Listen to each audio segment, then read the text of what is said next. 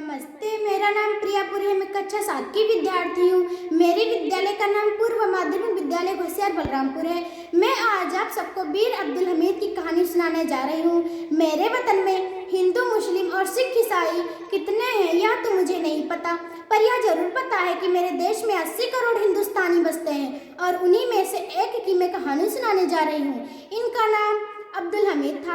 ना तो यह एक हीरो थे और ना ही मैं इन्हें हीरो बनाना चाहती हूँ, बस एक मामूली किसान से आपको मिलाना चाहती हूँ। इनका जन्म 1 जुलाई सन 1933 ईस्वी को धामपुर में हुआ था।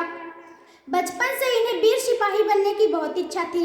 यह हमेशा अपनी दादी से कहा करते थे कि दादी, मैं फौज में भर्ती होऊंगा। तब इनकी दादी कहती, पिता की सिलाई मशीन चलाओ। तब वे कहते, हम जाए फौज में, तोहरे रुकले से ना रुकब, हम समझ लू। तब इनकी दादी कहती, अच्छा ठीक बात जाइए फौज में। और यही जिद वे अपने पिता मोहम्मद उस्मान से भी दिखाते और कपड़ा सिलने के धंधे से इनकार कर देते। अब्दुल हमीद ने कक्षा 4 से ही पढ़ना छोड़ दिया और खेल कुश्ती में इनका सारा समय बीतने लगा। किसी तरह इन्होंने सिलाई करना सीख तो लिया, पर इनका मन उस कार्य में नहीं लगता था। पहलवानी इन्हें इनकी विरासत में मिली थी। इनके पिता और नाना दोनों ही पहलवान थे। वे सुबह जल्दी अखाड़े में पहुंच जाते और दंड बैठक करते और अखाड़े की मिट्टी को लेकर बदन पर मलते और कुश्ती का दांव सीखते थे और शाम को लकड़ी का खेल सीखते और रात को नींद में फौज और जंग के बीच में सपने देखते। वे सपने में देखते कि उनके हाथों में 2 नाले की बंदूक है और वो दुश्मनों को भून डाल रहे हैं, और जब घर लौट रहे हैं तो लोग उनका ढोल ताशे से स्वागत कर रहे हैं। अपने सपने को सच करने के लिए अब्दुल हमीद 12 सितंबर सन 1954 ईस्वी को फौज में भर्ती हो गए। पहले परेड के हवलदार ने उनसे पूछा कि जवान, क्या तुमने परेड सीखी है? तो उन्होंने कहा नहीं। फिर हवलदार ने कहा, तुम्हारे पैर इतने ठीक क्यों पड़ते हैं? तो उन्होंने कहा, हम लकड़ी का खेल सीखते हैं। परेड करवाने वाले हवलदार की बाजी तो मात हो गई। उस्ताद परेड के मैदान से निकलकर शागिर्द बन गया और शागिर्द उस्ताद। वे निशाना लगाने में सिद्धहस्त थे। वे उड़ती हुई चिड़िया को इतनी आसानी से मार गिराते कि लोग उनकी फुर्ती, बहादुरी और सदे हुए निशाने की प्रशंसा करते। संयोग से अब्दुल हमीद को अपना रण कौशल दिखाने का मौका जल्दी मिल गया। सन 1962 ईस्वी में जब अपने देश पर चीन का हमला हुआ तो जवानों का एक जत्था चीनी फौज के कब्जे में था। उन्हीं में अब्दुल हमीद भी थे। किसी को क्या पता था कि वो सावला सलोना जवान वीर ही नहीं, परम वीर है। यह अब्दुल हमीद की पहली परीक्षा थी। मौत और सशक्त के मुकाबले में वे डटे रहे। उनके साथी एक एक करके कम होते जा रहे थे।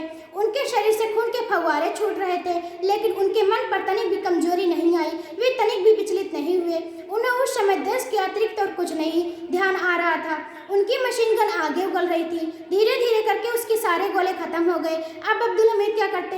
मशीन गन किसी के हाथों में भी तो नहीं छोड़ सकते थे। उन्होंने मशीन गन तोड़ डाली और बर्फ की पहाड़ियों से रेंगते हुए भाग निकले। वे कंकरीली पथरीली जमीन पर जंगल और झाड़ियों के बीच भूखे प्यासे चलते रहे और एक दिन उन्हें एक बस्ती दिखाई पड़ी। बस्ती को देखकर उन्हें कुछ राहत मिली, लेकिन बस्ती में जाते ही वे बेहोश हो गए। इस मोर्चे की बहादुरी ने अब्दुल हमीद को लांसनायक अब्दुल हमीद बना दिया। यह समय था 12 मार्च सन 1962 ईस्वी का। 2-3 वर्षों में ही अब्दुल हमीद को नायक हवलदारी और कंपनी क्वार्टर मास्टरी भी हासिल हुई। सन 1965 ईस्वी में जब अपने देश पर पाकिस्तान का हमला हुआ तो भारतीय सैनिक जान हथेली पर रखकर रणभूमि की ओर उमड़ पड़े।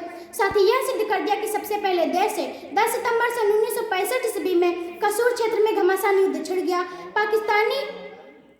पाकिस्तानी को अपनी मंगनी पैटर्न टैंकों पर बहुत नाज था। इन फौलादी टैंकों द्वारा सब कुछ रौंदते हुए भारतीय सीमा में घुस आने की इनकी योजना थी, लेकिन इनका हौसला भारतीय वीरों के सामने पस्त हो गया। अपने साथियों को मोर्चे से आगे बढ़ने के लिए अब्दुल हमीद मोर्चे से आगे बढ़े। उन्होंने देखा कि दुश्मन सिर से लेकर पांव तक लोहे का है।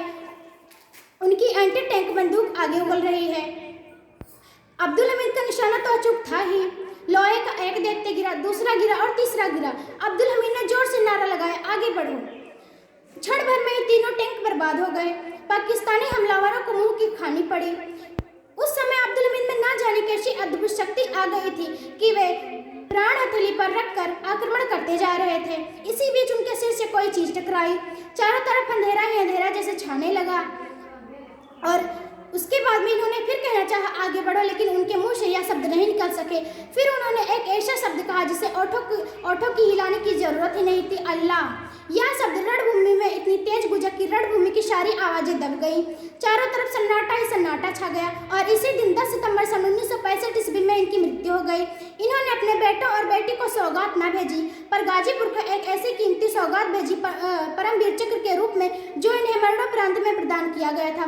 धन्य है वह माँ जिसने शान से मरने वाले बेटे, देश के लिए कुर्बान होने वाले बेटे अब्दुल हमीद को जन्म दिया।